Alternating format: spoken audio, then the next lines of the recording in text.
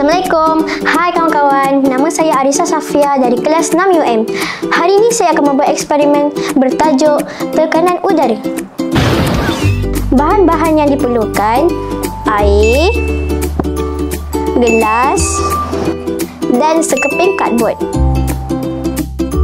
Mari kita mulakan eksperimen ini. Langkah pertama, ambil gelas, masukkan air ke dalamnya.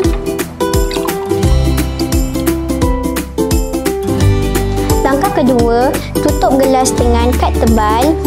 Pegang kad tebal supaya sentiasa menutup gelas dan terbalikkan cawan. Kemudian, alihkan tangan dari kad tebal secara perlahan-lahan.